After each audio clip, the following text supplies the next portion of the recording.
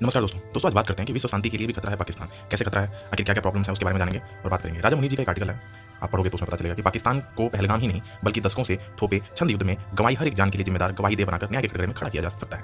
पहलगाम के आतंकी हमले ने द्विपक्षीय समीकरण ही नहीं बल्कि समूचे दक्षिण एशिया में संबंधों के ताने बाने को प्रभावित किया है। इस हमले ने आतंकों की नीति को जारी रखने वाले पाकिस्तान की मंशा को प्रकट किया है।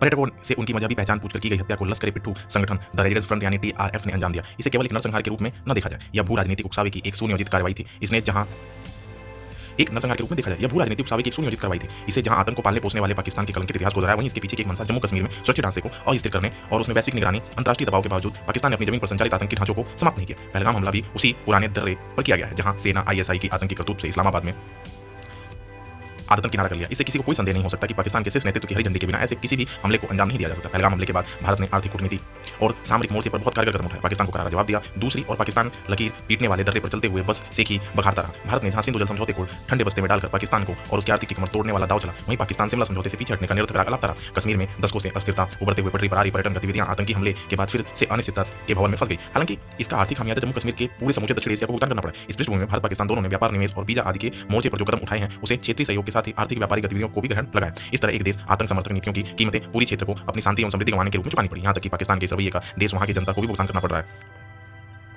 भले ही पाकिस्तान खुद को आतंक से पीड़ित दिखाने का प्रयास करता है, लेकिन उसकी पहचान आतंक से निपटने में शिथिलता दिखाने वाले देश की ही है। करीब 2.5 माह पुराने पहलगाम हमले में आतंकी गतिविधियों के मामले में पाकिस्तान को लेकर अंतर्राष्ट्रीय चिंताओं को नए सिरे से उभारने का काम किया है। पूर्व में पाकिस्तान को ग्रे लिस्ट में रखने वाली FATF जैसी संस्था समक्ष भी पाकिस्तान पर अंकुश लगाने का दबाव बढ़ेगा। इससे पाकिस्तान की और विकास को लेकर उसकी उम्मीदें को पलीता लगेगा। पहलगाम हमला पाकिस्तान के आतंकी चरित्र में एक खतरनाक बदलाव की भी परिचायक है। 2001 की शुरुआत से पाकिस्तान पोषित आतंकियों ने मुख्य रूप से सैन्य 370 की समाप्ति के बाद पहलगाम हमला कश्मीर में पहली बड़ी आतंकी वारदात हुई। हिंदुओं को निशाना बनाने के पीछे कुछ सोच एकदम स्पष्ट रहा। देश में सामाजिक वैमनस्य बढ़े और कश्मीर में सरकार का विकास एजेंडा पटरी से उतरा। भारत ने इसे बखूबी समझा। इसका असर हमले के बाद की प्रतिक्रिया में भी झलका। भारत ने बहुअस्त्रीय रणनीति अपनाने, खुफिया मोर्चे और चकाचौंध किया। जर्मनी स्तर पर सुरक्षा कर्मियों की तैनाती बढ़ाई, किसी भी संभावित आतंकी हमले की निस्तेज करने के अभियान तेज किए, विशेष तौर पर मीनात यात्रा की सुरक्षा को लेकर। क्योंकि जम्मू कश्मीर में भी अभी भी सैकड़ों पाकिस्तानी समर्थक आतंकी सक्रिय हैं, इसलिए सुरक्षा बलों को चुनौती का काफी सामना करना पड़ा। इस समय भले ही दोनों देश के बीच पाकिस्तान अपने आतंकी पिट्ठों को एक रणनीतिक हथियार के रूप में इस्तेमाल करता है। भारत ने जिस तरह सिंधु जल समझौते को अस्वीकार करने की दृढ़ता दिखाई, उसके चलते इसकी भरी पूरी आशंका है कि ताकि भारत के दबाव में अंतर्राष्ट्रीय पटल पर छाए। भारत के इरादे एकदम स्पष्ट करते हैं कि भविष्य में ऐसा कुछ भी हम होगा तो बर्दाश्त नहीं करेंगे।